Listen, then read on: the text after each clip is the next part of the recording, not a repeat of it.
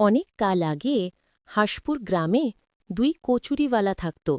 তারা ছিল দুই ভাই, বড় ভাই সাগর ও ছোট ভাই রোহিত।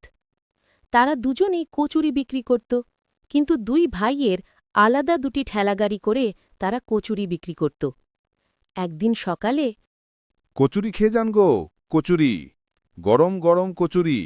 খেয়ে যান গো, কচুরি। হ্যাঁ গো ভাই, কত করে দিচ্ছ গো কচুরি? দাদা, বেশি না, 4টে করে 20 টাকা, আর সাথে আনলিমিটেড তরকারি আর কাঁচা মরিচ। আচ্ছা, তাহলে এক পাতা কচুরি লাগিয়ে দেও। সেই সময়ে হঠাৎ পাশ দিয়ে তার ছোট ভাই চিল্লে ওঠে। বাবু, আমি 5টা কচুরি 20 টাকা করে দিচ্ছি, এইদিকে আসুন গো বাবু। বাহ, 5টা কচুরি 20 টাকা। দাঁড়াও, আসছি। আসুন বাবু, আসুন। এই নিন বাবু, খেয়ে দেখুন। লোকটি খেয়ে নিয়ে বলে,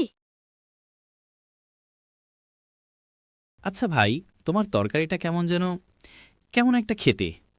রোহিত মনে মনে বলে, কেমন কেমন তো লাগবেই, কালকের বেঁচে যাওয়া তরকারি, তাও আবার সস্তার পচা এলো সবজি দেওয়া।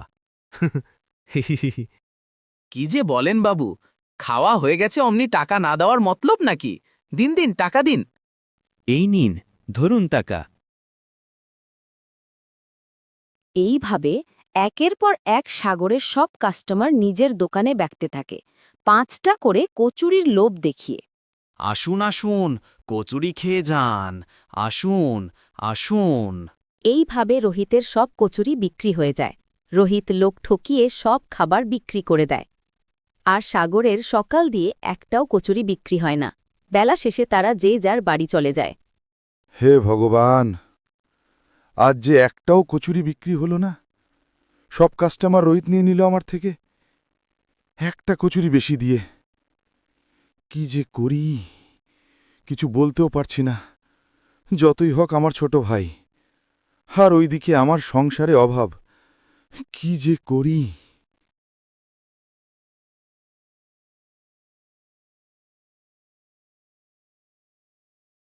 গিন্নি, আমি এসে গেছি। হ্যাঁ গো, আজ কচুরি বিক্রি হলো কি? না গো গিন্নি, আজ আবারও রোহিত সব কাস্টমার নিয়ে নিল। বলি, এভাবে কিভাবে চলবে? হ্যাঁ, বলতে পারো কি? ঘরে বাজার নেই, যেটুকু চল ডাল ছিল আজ রাতে শেষ, কাল কি খাবো? এমনকি আমাদের ছেলেটাকেও ঠিকভাবে খেতে দিতে পারি না। কিভাবে চলবে সংসার? আচ্ছা, ঠিক আছে, এখন আপাতত খুব খিদে পেয়েছে, কিছু খেতে দাও। কাল কিছু একটা ব্যবস্থা করব। বাবা, আজ কষ্ট করে খেয়ে নাও, কাল দেখি ভালো কিছু আনবো তোমার জন্য, কেমন?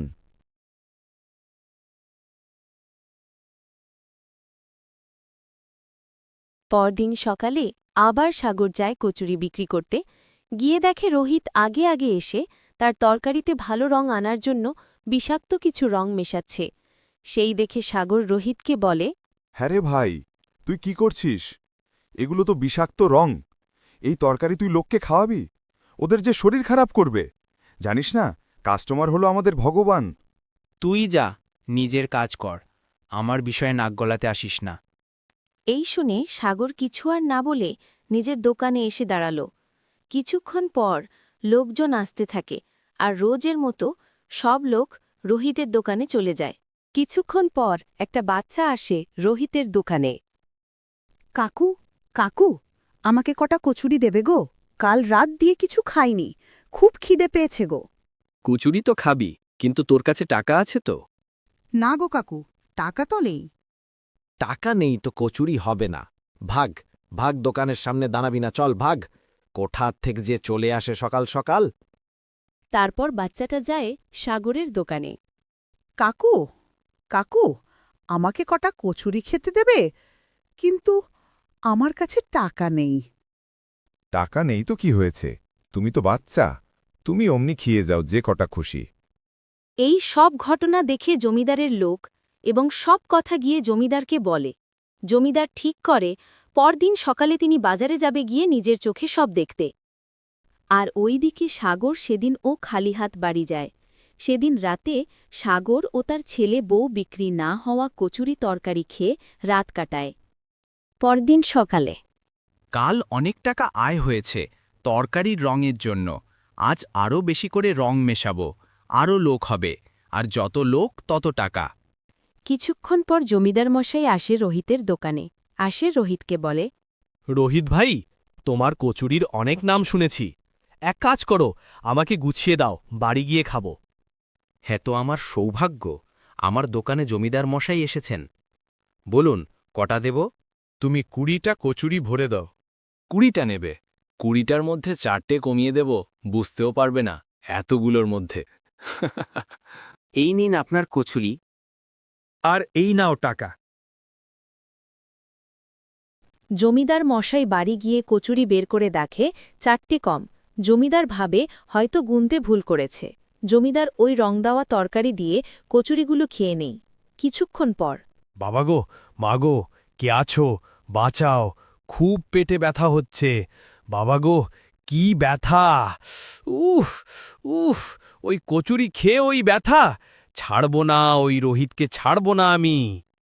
কিছুক্ষণ পর এক চিকিৎসক আসে, এসে সব শুনেও দেখে বলে, আপনার ওই কচুরির খাওয়ার জন্য এই সমস্যা, আর ওই তরকারিটাতে বিষাক্ত রং মেশানো ছিল, তাই পেটে ব্যথা। কিছুক্ষণ পর ওষুধ খেয়ে একটু সুস্থ হওয়ার পর জমিদার ও 2টো লোক নিয়ে যায় রোহিত এর দোকানে। জমিদার মশাই, আপনি? আমি কেন? দেখাচ্ছি বেটা, দাঁড়া দাঁড়া। এই, কি আছিস? ওর দোকানটা ভেঙে দে। না, জমিদার মশাই, আমার এত বড় ক্ষতি করবেন না, দয়া করুন, পথে বসব। দাঁড়া, তোর জন্য আমার শরীর খারাপ হয়েছে, তোকে দেখাচ্ছি মজা। এর মধ্যে রোহিতের দাদা সাগর আসে, জমিদারকে বলে, জমিদার মশাই, ও আমার ভাই, ওকে এবারের মতো ক্ষমা করে দিন, ও আর এরকম করবে না। ঠিক আছে সাগর, তোমার কথাই ওকে আজ ছাড়লাম। তুমি তো এত ভালো মানুষ, আর তোমার ভাই, ছি ছি ছি ছি। দেখো রোহিত, তোমার দাদা তোমার জন্য আমার কাছে ক্ষমা চাইছে। এরপর যদি দেখি কোনোদিন, সেদিনই তোমার শেষ দিন।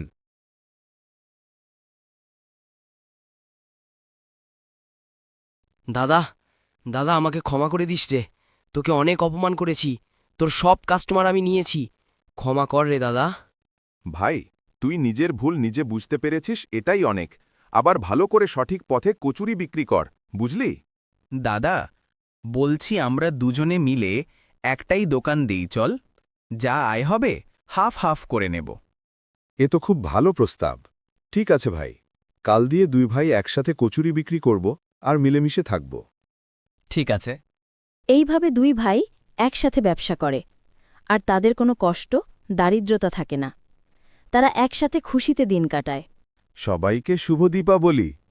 আমাদের ভিডিও যদি আপনাদের ভালো লেগে থাকে, তবে সাবস্ক্রাইব করুন, লাইক করে আমাদের পাশে থাকুন, আর শেয়ার করুন বন্ধুদের সাথে, যাতে তারাও ভিডিওটি দেখতে পায়।